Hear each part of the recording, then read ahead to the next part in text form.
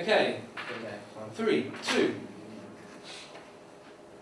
Our documentary idea is simple, as we plan to make a documentary based upon the current values of fashion, with the pricing in clothes in particular, and how people respond to the news of some of our favourite clothing brands being made in sweatshops. As you can see, that this was not a first idea. We had loads of different ideas, but here are some ones that we came up with. How will people remember the Olympics? What is the use of police on social networks? Is car insurance too high?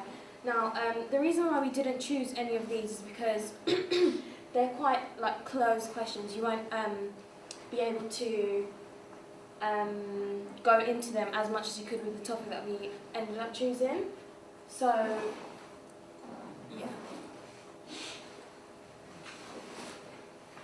Our initial ideas, ones we've already discussed, they look like the best ideas, because when you have ideas such as, is the royal family worth having, is Mario Balotelli a genius or a nutcase, it seemed like it wasn't really a documentary material worth ideas, so the ones we've shown were the best of our initial ideas. Our full documentary idea is a question: is fashion worth the price? As we plan to cover a range of things that you don't typically see in fashion documentaries, as they will, more often than not, tend to focus on one side of the two-sided argument, with one side being where the clothes are made, and the other side being the price of these clothes. As it is unusual to pair not often or not mixture together, as one causes the other, as the price of clothing is decided by where it's manufactured or made. As per se, if clothes are made in a sweatshop, the clothes will then be much cheaper in certain shops. A prime example of this is Primark.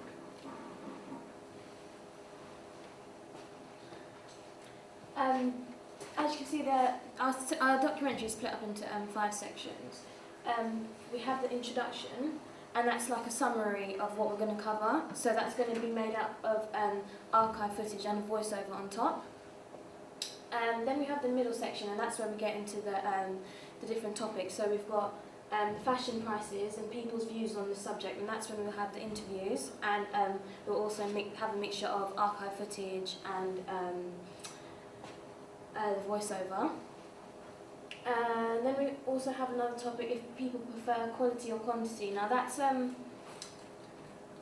one of the most important parts, because it's like it makes us look deeper into why people buy the clothes that they do and why they spend the money that they do.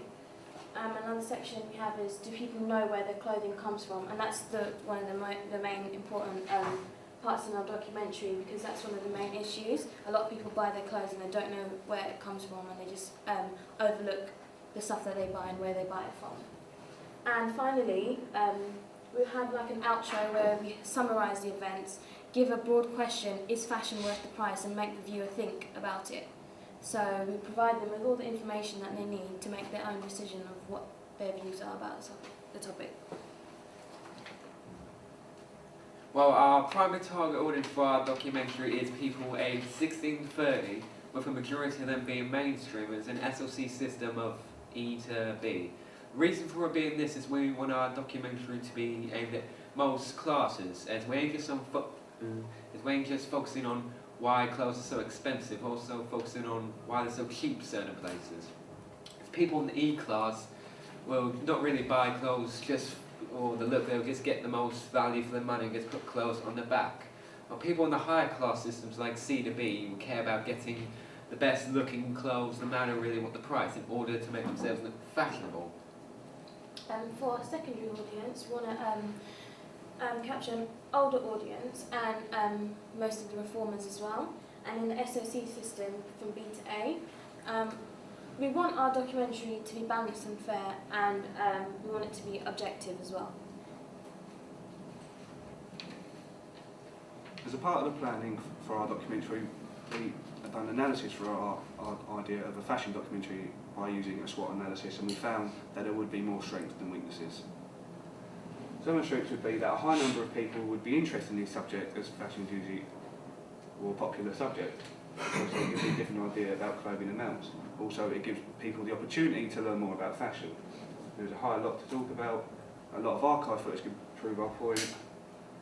Also, it can show the other side of fashion due to the economical side of prices, also the ethics side of how the clothes are made in sweatshops, for example. Well, some other weaknesses for our documentary are that certain types of people will not really be too interested in what we're talking about.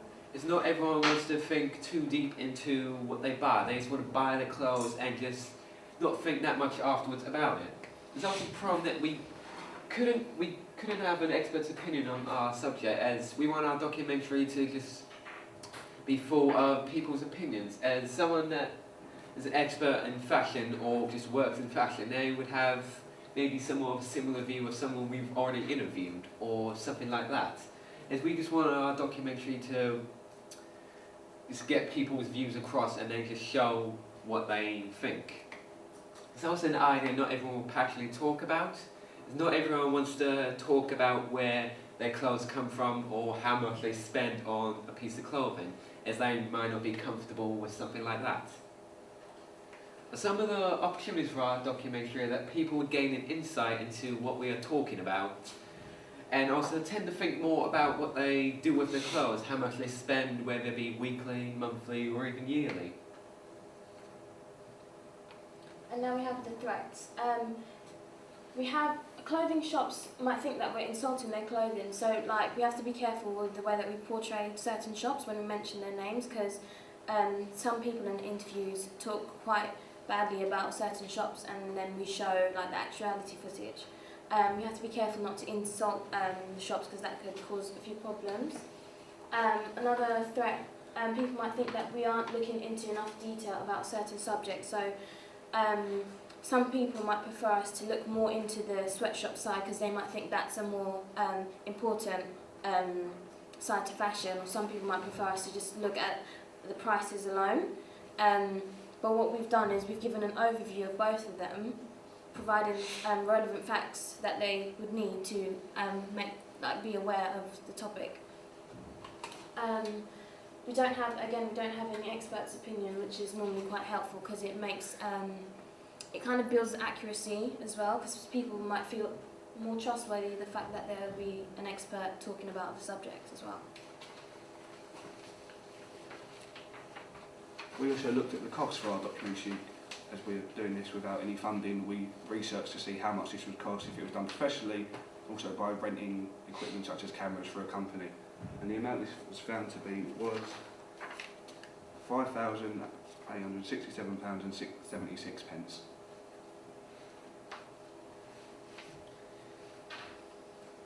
Also, we looked at the timescale found on our documentary will take to be made, and we looked from our initial ideas to the final edited down version. It will take a period of 7 to 8 weeks.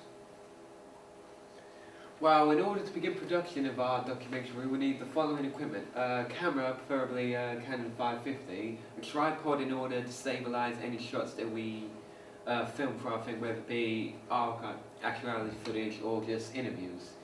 And when we're doing this footage, we also need a Samsung Zoom recorder in order to monitor the sound levels for when people are speaking, or just general sound. We also need a directional mic for when we do interview people to ensure that we get the best quality sound possible. While for post-production, we will need a MacBook Pro equipped with Final Cut Pro, Photoshop, GarageBand and After Effects, so that we can edit our documentary into what we want to show to our audience and just broadcast to the people. We split up different roles. We split up different roles between us. So I was interviewer, camera operator, assistant sound operator, and co-assistant editor. And Chris was sound operator, second interviewer, assistant cameraman, and editor. Danny was the second sound operator, runner, and co-assistant editor. We separated all the roles because it would just be easier for production. And yeah. From our storyboard or whether you can see that this is just our introduction, but for our introduction we just want our audience to be introduced to what we're looking at and to give them some information on what we are going to cover. Is we don't want to go too heavy on the facts and figures that we research for our documentary. Is we just want to tell them it's about fashion, we'll be looking at these specific things in it and so on. while the middle section of our documentary is what we want to mainly consist of all of our archive footage, actuality footage, facts and figures, and interviews. Is here we want to make our point and show our audience some of the research that we did for our documentary, and also show some of the interviews that we got from the public, whether it be in school or outside. For the ending of our documentary, we will re-establish the question, is fashion worth the price? This will be done in order to let the audience make up their own minds as to the answer to this question, as we will show them both sides of the argument to the question. This some test footage that's edited that we did for our documentary. It's usually based on how it fits. I don't mind spending a bit more. I think it might last a bit longer or last a bit better. But I'm a fan of H&M Top Shop, so I don't mind spending these money on, a lot of expensive. Yeah. Pretty green. You've got to love it, pretty green. Well, it varies, I think. At the moment, my favourite shop is Weekday. Beyond Retro, the one that I'd say the opposite is Beyond Retro. That was just one half of our some of the interviews that we did. This second half, where it focused on, we asked people what was the most expensive piece of clothing that they owned or bought. I think the most expensive piece of clothing I own is a coat I bought. That's like £150. Well, I think mine is maybe my disco pants from American Apparel. They were £74, but then I used my friend's discount, so it was like 20% off, so it wasn't actually that expensive, but the original price is quite expensive. My expensive thing I haven't actually paid for, but it would have to be my mother's mink coat from the 80s. Yeah. It's like full length, like burgundy mink coat, and that was like thousands back then.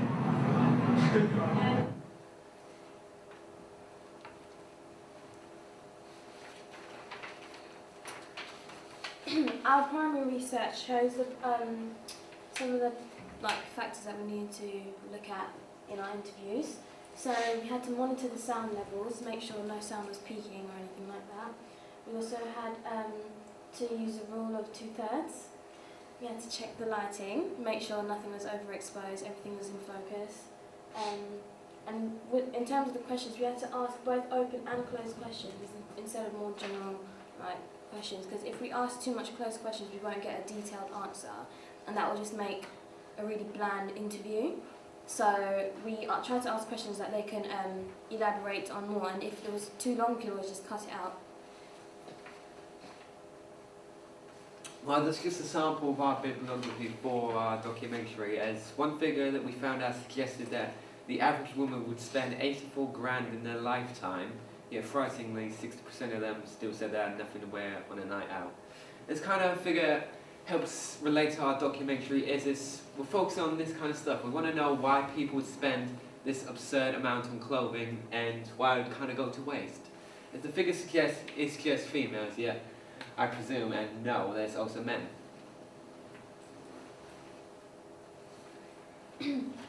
Here are some of the questions for our documentary. We asked them, what is the most expensive piece of clothing that you own? And we asked this because we wanted to get an idea, we wanted to see where all this money is going to, what is it that people are spending their money on. We asked them what is their favourite store. Now this led to a follow-up question that we asked later, so we wanted to see where they spent their money on clothing. We also asked them, do you buy clothes in certain stores because of quantity or quality, or a mixture of both? This question was quite important because we wanted to know the reason why they buy it. If they buy it because they just want to, or it didn't actually put thought into why they spend the money that they do. We then asked them, do you shop at certain stores because of specific advertising? So that's if the way a store portrays themselves for the viewers, in adverts and stuff, if they portray their store to be quite wholesome store or anything like that, and then that's kind of like a follow-up. We have a follow-up question for that. What is your knowledge of certain shops using children's sweatshops to make their clothing? yeah, this is one of the main points, because some people don't realise that the stores that they buy their clothes from are actually involved in child labour and a lot of sweatshops. And we also asked them, do you know anything about the store's ethical values and how their clothing is made? So we asked them if they knew that their favourite shop was involved in any sweatshops or child labour, would it change their mind? And this is important because you kind of get a general feel about how the person is as well, if they would actually want to make a difference, and if like something like child labour where kids as young as like 5 are making clothes like in mass production, like if that would actually bother them. It bothered some people, and it didn't. Some people, they didn't really mind too much. So that was a way of judging who would. As you can see for our interview schedule, we did plan interviews with students, and also we planned with teachers within the school, and we also plan to get opinions from the random members of the public by doing a vox poll. This is our location recce. This is just from all the locations where we did our interviews. As we chose the studio as we thought that it would have a professional look to what we're kind of going for our serious subject matter. While the second half of our location recce, we went up to Oxford Street and did a vox pop in order to get just the public's opinion instead of just getting people from school, as we wanted to get a range of things.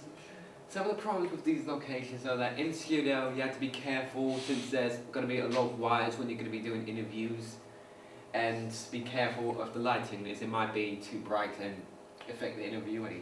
While in Oxford Street, the problem was that since it was a busy place, we had to be careful with all the equipment to make sure they weren't damaged or whatever and unusable for future things.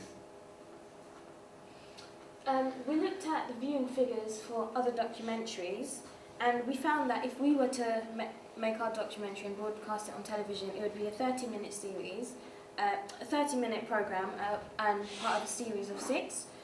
And it would be broadcast, if it was to be on telly, it would be on ITV or Channel 5 at around 8 to 11 p.m. The reason they would be shown so late is that our documentary focuses on stuff like why people need these clothing, and also the fact that people more often than not ignore the fact they know where the clothes come from. Some people only care about getting their cheap clothing and just getting out the store. They would know that these children get very little and it's child labour, yet they would just kind of ignore it, and that's some of the stuff we're looking at for our documentary. However, due to this being a popular subject, it may limit the audience somewhat. Yes, it is a popular subject, but a fashion documentary has been done many times before. An example of a recent documentary that's very popular is BBC One's Africa, which had a viewing figure of 7.97 million viewers when broadcast on the 16th of January. With a viewing figure like that, it proves that documentary series can be popular, but the difference between Africa and our documentary is that Africa would be an observational documentary, whilst ours would be expository. Other fashion documentaries have proven not to be too popular, however, as this may be because most fashion documentaries are separated into 2 different categories, with one focusing on where the clothes are made and the other being prices.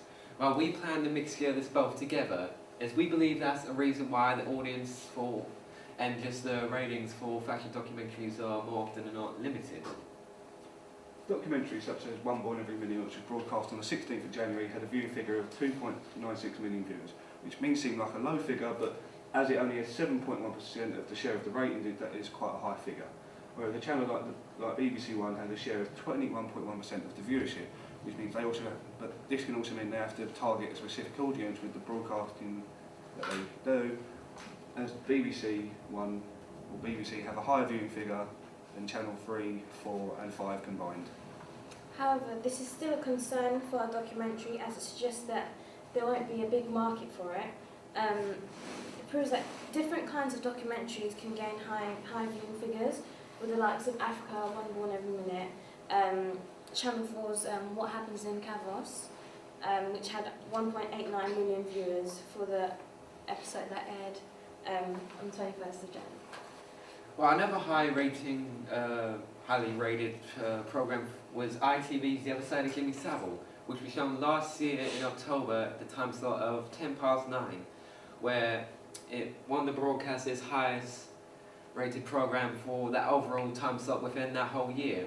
Its overnight figures from the program suggest that it earned 21.1% of the overall viewership, which is quite impressive for such a program that is shown so late, let alone the fact it's a documentary series. The reason for that being that at that moment it was a trending topic. People wanted to know more about what was going on at that current state. We looked at the evidence that we have gathered and we decided that our documentary, if shown on TV, would be shown on a channel such as ITV or 5 between the time of 8 or 11 p.m, due to the target audience that would be watching at that time would suit our documentary. Here we have a list of the interviews for the documentary. So we've got a mixture of students, like older students, like in university, and working class people as well. For our documentary, we'll be using a lot of archive footage and songs, and they're owned by individuals, enterprises, and companies. We're covered against any legal action under the 1988 Fair Dealing and Patents Act. We're also covered under the first rule of private research or research study or privacy, as it suggests that the copy is made for the purpose of research or private study. While creating our documentary, we looked into certain legal concerns, and our main legal concern was over accuracy and bias. So we looked into the Ofcom broadcasting rules over impartiality and accuracy, protecting under 18s, harm, fairness and offence. And we found a number of codes that would be useful for our documentary.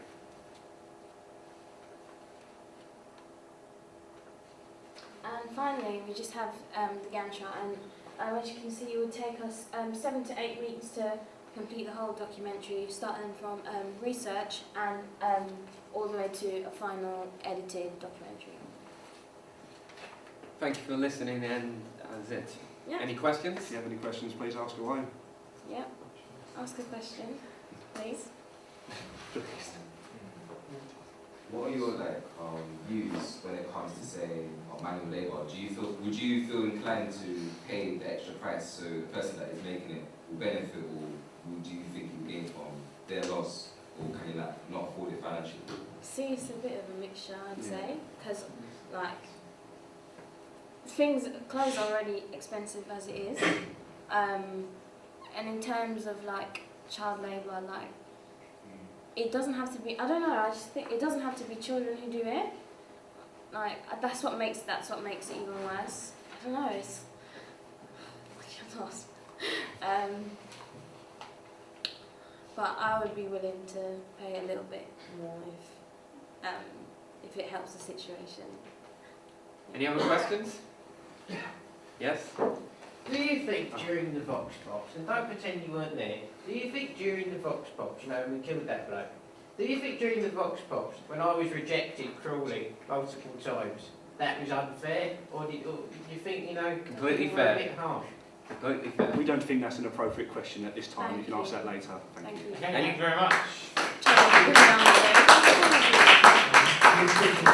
Trying to